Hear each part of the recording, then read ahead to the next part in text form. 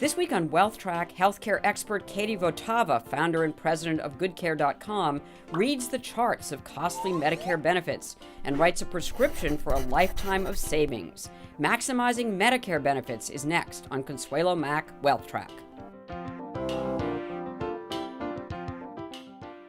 I started the interview by asking Votava why it is so important to figure Medicare into retirement planning. For many people, it's going to be the largest expense they have outside of maintaining their home. And for so many people, it's their biggest worry. So it's like anything in life. If you plan for it, then you have a schema of where you're going to go, what you're going to do.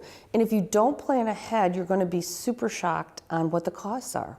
And I've seen people get all the way to retirement and say, I didn't know it was going to cost me this much. Right. Because Medicare is not free, and it doesn't cover everything. Talk to us about Medicare not being free. I mean, the age-old assumption has been you turn 65, you're eligible for Medicare, you sign up when you want to, and then you start presenting your Medicare card. Not that simple, right? No, it isn't. All right. So how do we approach Medicare to begin with? I mean, who is eligible for starters? Okay. People are eligible for Medicare when you're 65 years old if you have enough Social Security credits.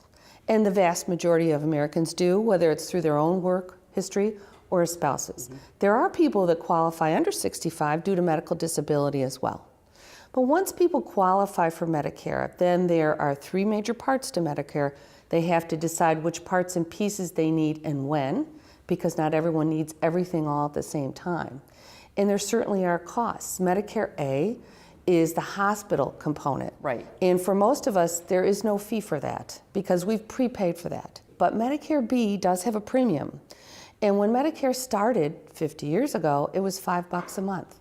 No one noticed it. People didn't even know it was being taken out of their Social And what is Security Medicare check. B? Medicare B is the outpatient benefit. It covers all things outpatient, seeing your doctor, laboratory tests, chemotherapy, outpatient surgery. So it's a big benefit. But there is a cost to it, too. And that cost is based on folks' income.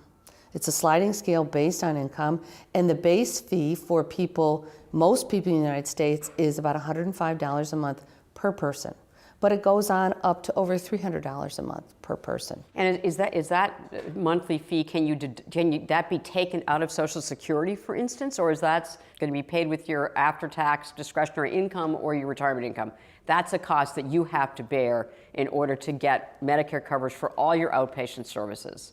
It is a cost you have to bear for all of your outpatient services. I recommend people budget it into what they're going to need in retirement. They actually can have it deducted from Social Security if they're taking Social Security. Right. Many folks now are waiting to take Social Security until later. So if you're going on Medicare when you're 65, but you're not taking your Social Security until later than that, they will send you a bill, and then you pay that bill. But make sure that you pay the bill. Right, and make sure, so Medicare Part B is another essential. You got to get Part A, you got to get Part B. Part B. And the third leg of the stool is Medicare Part D for prescription drugs. Right. And that is required as well.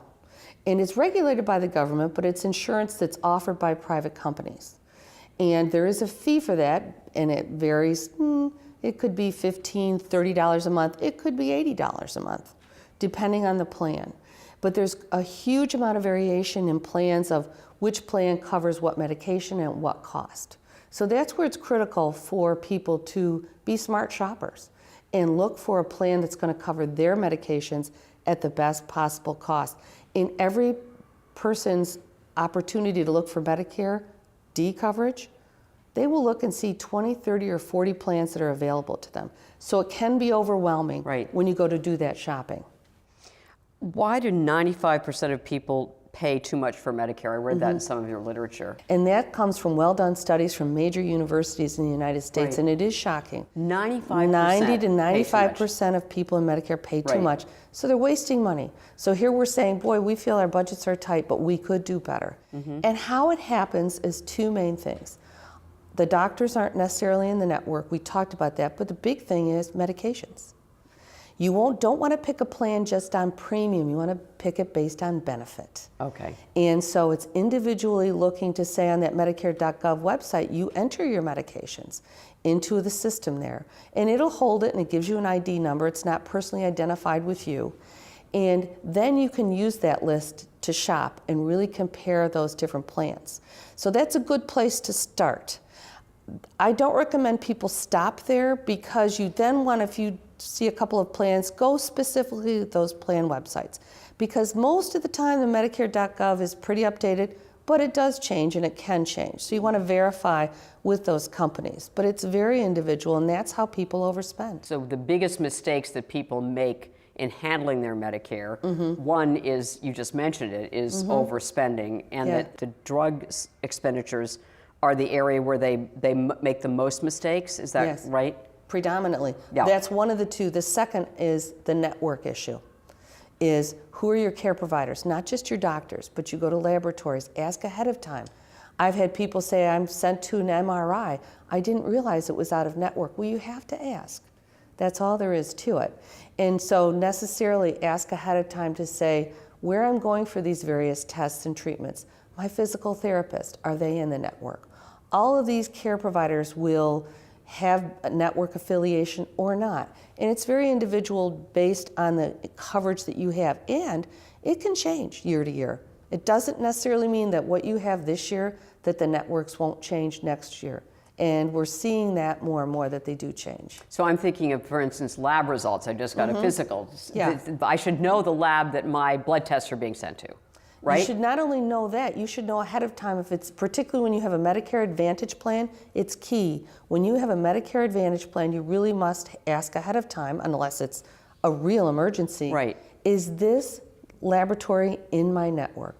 And it's really relatively easy to do. There's a customer service number on the back of the card.